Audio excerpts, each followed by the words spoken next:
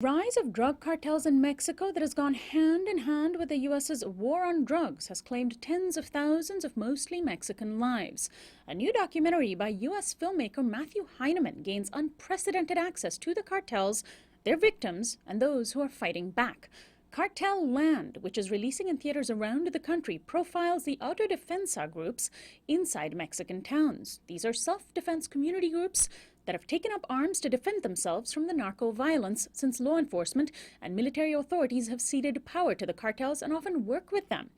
Heineman pointed his cameras at meth cooks, grieving mothers, an armed doctor, and a white Arizona vigilante in painting a complex and vivid portrait of the violence at our border. Cartel Land is executive produced by Academy Award winner Catherine Bigelow. I spoke recently with the film's writer, director, and producer, Matthew Heineman.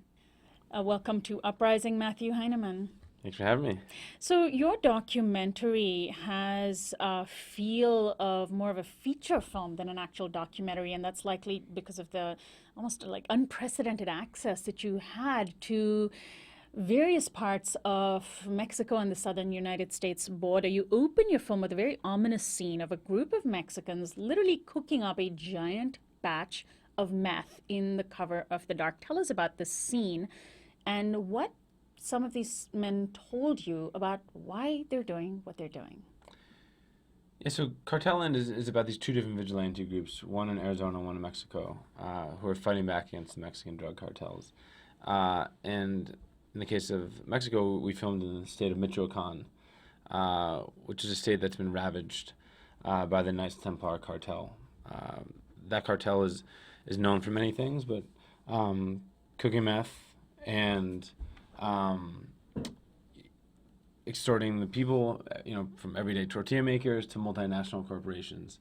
And so, I think one of the things from my point of view is to really get in there and get into a meth lab. It was really important. Most of the meth that we consume in the U.S. comes from Mexico, much of that from Michoacan, much of that from the Knights Templar. So from the moment I stepped foot down there, I really, really wanted to get in there.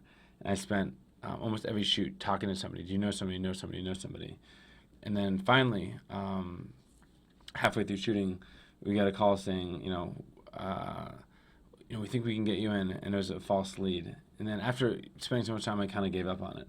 And it was on our final shoot, about 9 months into filming, that we got a call saying, be in this town square at 6 p.m., and we're going to take you in. And so a group of masked men drove us through these small towns and smaller towns and fields.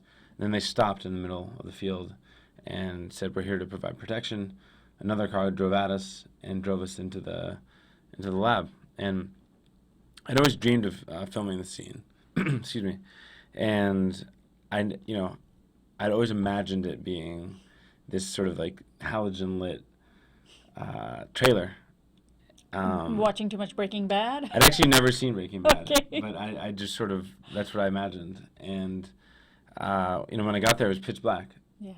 And I don't shoot with lights, and so that's a bit of a problem. And so the head chef, the head cook of the meth lab, started showing me around, and with this little flashlight, that I lit the scene.